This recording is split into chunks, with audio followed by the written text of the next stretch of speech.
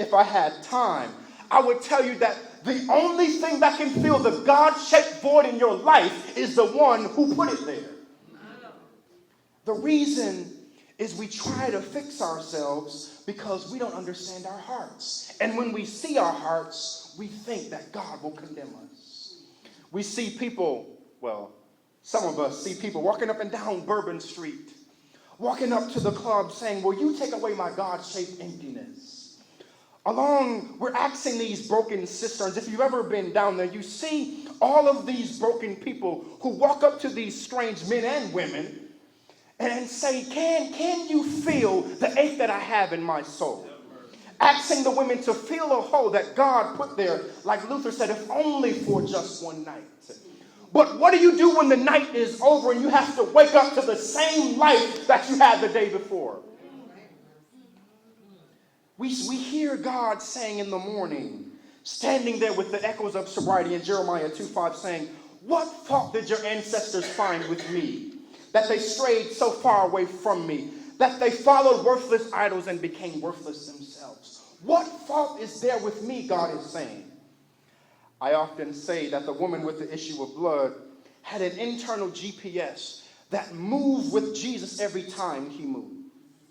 But I submit to you this morning that when we find ourselves in places like this, not only do we have a GPS inside of us, but God has a GPS inside of him that says every time we go looking after other gods, his GPS is recalculating, saying, I have a plan to save you. I have to come up with a new plan to find you and bring you back home.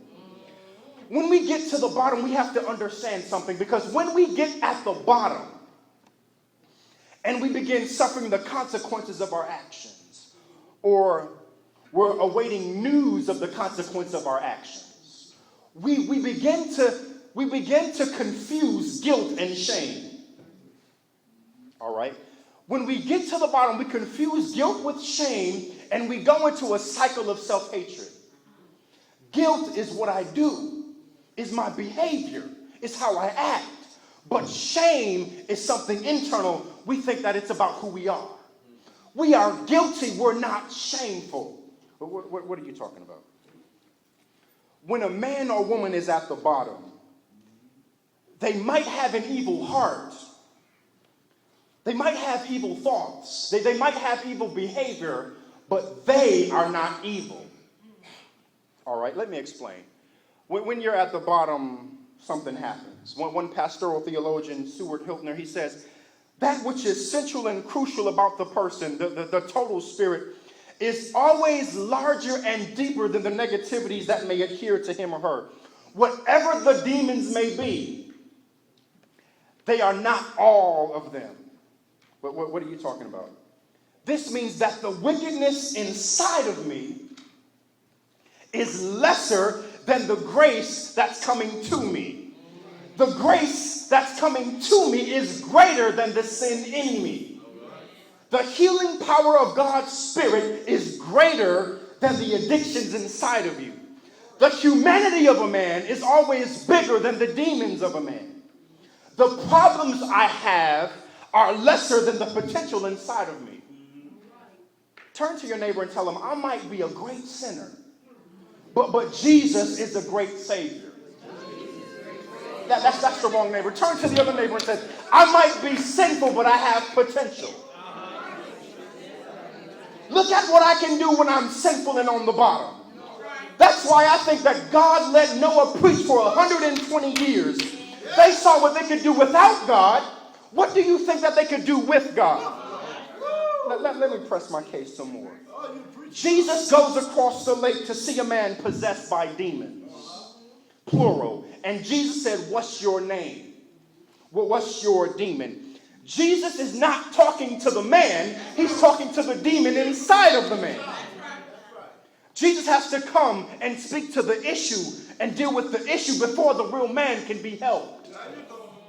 Jesus doesn't talk to you. He talks to your demon. And the demon says, my name is Legion, for we are many. A legion is normally thought of as a group of 1,000 Roman soldiers. So we think that the man was possessed by 1,000 demons. But a legion, based upon history, could be between 7,000 and 50,000 demons. Between 7,000 and 50,000 demons. So if a man's total person is greater than the demons inside of him, then what does it say of his potential? When the disciples were running away, Jesus stood right there on the shore. He wasn't afraid of the demons because Jesus knew that if he could ever get inside of the man, the darkness might be greater than the light now. I might look like Samson now, blind, bald, without strength and without vision, shackled by a heavy burden, beneath the load of guilt and shame. But when the hand of Jesus touches you, you will no longer be the same. You might be slumbering around in the gutter, grinding corn, or cutting yourself like this man, living among the dead. But all of the demons inside of me will not compare to what happens when Jesus gets in me. That's why Jesus said, greater is he that is in you than he that is in the world. In the book of Revelation, Jesus is walking in the middle of the golden candlesticks with the churches in his hand. Then he gets kicked out of the church in Revelation 3, and he's outside knocking, trying to get in. He's knocking, trying to get in, and John wonders, how can the church abandon its Lord? When Revelation 4 pops up, he sees 24 elders. Jesus is outside of the church in Revelation 3, and John is hopeless, thinking that no one can get to heaven. And in Revelation 4, he sees 24 elders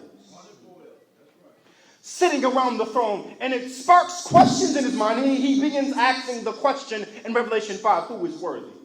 In Revelation 6, he says, who shall be able to stand all of this? In Revelation 7, John sees 144,000 standing on a mountain, and the angel says, these are they that came out of the great tribulation.